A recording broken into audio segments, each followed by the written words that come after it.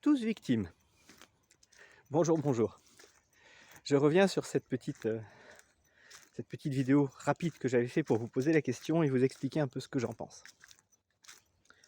On se considère tous, consciemment ou inconsciemment, comme des victimes, à un moment ou à un autre. C'est pas forcément systématique, ça arrive fréquemment, mais on le vit tous à un moment ou à un autre et souvent plus qu'à notre tour. Pour ça, on revient sur ce que vous connaissez peut-être, le triangle de Karpman. J'en avais déjà parlé, il me semble. Donc le triangle de Karpman, c'est ce triangle victime, bourreau, sauveur. Pour qu'il y ait une victime, il faut qu'il y ait un bourreau. Et de préférence, on va chercher un sauveur. Pour qu'il y ait un sauveur, il faut qu'il y ait un bourreau et une victime. Au moins une victime. Pour qu'il y ait un bourreau, forcément, il faut une victime. Donc il y a toujours cet état de victime à prendre en considération. Dans notre vie de tous les jours, dans les situations qu'on va vivre, dans les événements qu'on va subir, à un moment ou à un autre, on va tous passer par cet état de victime. Ça peut se comprendre, c'est assez logique et c'est un fonctionnement normal, on va dire. Ce qui n'est pas normal, c'est de rester dedans, de se complaire dedans. Alors oui, je sais, ce terme de complaire, il ne va pas forcément plaire à tout le monde, il va faire hérisser des poils. Et souvent, c'est totalement inconscient, mais oui, on se complaît dans cet état de victime. C'est pas une raison pour aller mettre le nez des personnes qui sont dans cet état-là dedans en disant « Ouais, regarde comment tu te victimises ». Parce que toi, tu le fais pas peut-être. On le fait tous. La différence, c'est est-ce qu'on reste dedans ou est-ce qu'on en fait quelque chose? Être victime, c'est accepter un bourreau et chercher un sauveur. Être victime, c'est chercher à se faire plaindre. Là encore, ça peut être totalement inconscient. Un besoin non nourri d'affection, de soutien, de mots doux, de mots tendres. Ça peut être un état de victime.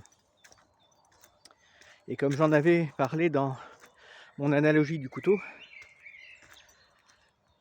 à chaque fois qu'on reste dans une douleur, dans une blessure que l'on ne guérit pas, que l'on gère,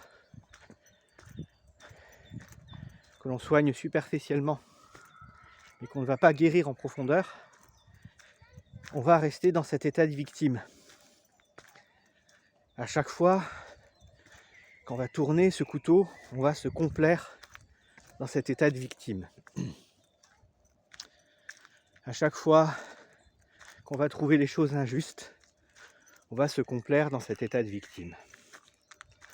Mon but là n'est pas de vous choquer, c'est juste de vous mettre un état de réflexion en route, vous faire comprendre que on est tous pareils, il n'y a pas de jugement. Il y a juste un fonctionnement. Et qu'on n'est pas obligé de se maintenir dans ce fonctionnement. On n'est pas obligé de rester une victime. C'est pas pour autant qu'on veut devenir un sauveur ou un bourreau. Ce qui peut arriver. Pour sortir de l'état de victime, certaines personnes vont devenir des bourreaux. Et d'autres vont essayer de sauver les autres parce qu'ils sont incapables de se sauver eux-mêmes. C'est un fonctionnement normal, on est d'accord. Maintenant, si vous prenez le triangle de Karpman et qu'au lieu de le poser sur sa base, sauveur, bourreau, avec la victime en haut, parce que sans elle, il n'y a rien, si vous mettez dans l'autre sens, mettez ça en équilibre sur la pointe de la victime. Si vous enlevez la victime, il n'y a plus rien. Tout s'effondre. Il n'y a plus de système, il n'y a plus de triangle. Et c'est possible. Ça n'empêchera pas qu'à un moment ou un autre, on va revenir dedans.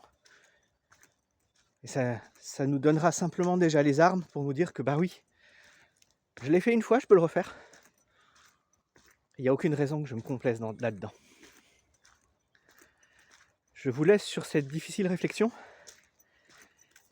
Et je reviens là-dessus, reparler de l'état des victimes et de pourquoi il est plus juste d'en sortir. À bientôt. Ciao, ciao.